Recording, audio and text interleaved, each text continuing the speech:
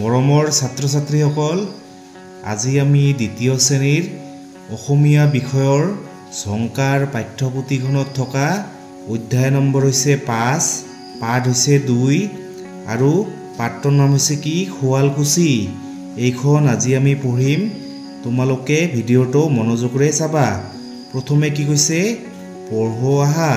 এইখন মই লাহে লাহে পঢ়িম, তোমালোকে মনোযোগৰে শুনিবা। তাৰ পিছত কিন্তু তোমালোকক প্ৰশ্ন সুধিছে, তোমালোকে সেই প্ৰশ্নবোৰৰ উত্তৰ কৰিব লাগিব। প্ৰথমে কি কৈছে শুৱালকুছি পাট মুগা কাপোৰৰ বাবে বিখ্যাত। ইয়াৰ শিপিনীসকলে সাধাৰণতে তাঁতশালত কাপোৰ বয়। কাপোৰত তেওঁলোকে বহু ধৰণৰ চানেকি তোলে।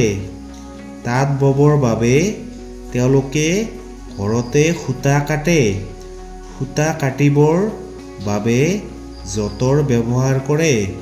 এইখন হৈছে কি যঁতৰ, মানে সূতা কটাৰ কাৰণে কি ব্যৱহাৰ কৰে, মানে এইখন যঁতৰ ব্যৱহাৰ কৰে। পাট পলুৰ পৰা পাট সূতা উৎপাদন হয়। এৰী সূতাৰ পৰা এৰী কাপোৰ তৈয়াৰ হয়। এৰী কাপোৰৰ বৰ মানে কি কৈছে এৰী কাপোৰৰ কি বৰ মানে হৈছে গৰম, মানে এৰী কাপোৰৰ কি এৰী কাপোৰৰ বৰ গৰম। তাৰপিছত কি কৈছে কথা পাতো আহা। ক নম্বৰ কি কৈছে শুৱালকুছি কিহৰ বাবে বিখ্যাত? ইয়াৰ উত্তৰ হ'ব পাট মুগা কাপোৰৰ বাবে বিখ্যাত, মানে শুৱালকুছি পাট মুগা কাপোৰৰ বাবে বিখ্যাত। তাৰপিছত খ নম্বৰটো কি কৈছে শিপিনীয়ে সূতা কাটিবৰ বাবে কি ব্যৱহাৰ কৰে?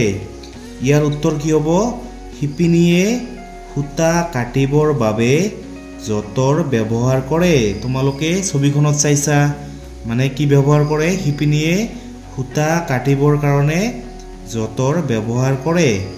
তাৰপিছত গ নম্বৰ কি কৈছে এৰী সূতাৰ পৰা কি তৈয়াৰ কৰা হয়? ইয়াৰ উত্তৰ হ'ব এৰী সূতাৰ পৰা এৰী কাপোৰ তৈয়াৰ কৰা হয়। তাৰপিছত ঘ নম্বৰ কি কৈছে তাঁতশালত আৰু কি কি সঁজুলি ব্যৱহাৰ কৰা হয়? তাঁতশালত আমি কি কি সঁজুলি ব্যৱহাৰ কৰোঁ? তাঁতশালত আমি বহুতো সঁজুলি ব্যৱহাৰ কৰোঁ, যেনে যঁতৰ, তাৰপিছত উঘা, তাৰপিছত উনিশলা, এইবোৰ আমি ব্যৱহাৰ কৰোঁ আৰু বহুতো আছে। তোমালোকে তোমালোকৰ মা দেউতাক সুধিবা। তাৰপিছত ছবিৰ সৈতে বাক্য মিলাও আহা। তোমালোকে এইবোৰ মিলাই দিবা। কি কৈছে তাঁত বৈছে, এইটোৰ লগত এইটো হ'ব। ইয়াত এই মহিলাগৰাকীয়ে কি কৰি আছে তাঁত বৈ আছে, এইটোৰ লগত এইটো হ'ব।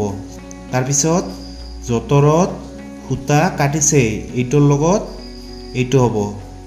বিহু নাচিছে, এইটোৰ লগত এইটো হ'ব। তাৰপিছত ভাত ৰান্ধিছে, ইয়াৰ লগত এইটো হ'ব।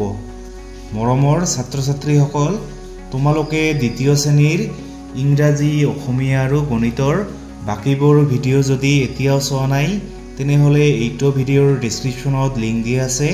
তোমালোকে তাত গৈ লিংকটোত ক্লিক কৰি সেইবোৰ ভিডিঅ' চাবা, নহ'লে মোৰ চেনেলৰ প্লে'লিষ্টত গৈ তোমালোকে সেইবোৰ ভিডিঅ' চাবা। Thank U.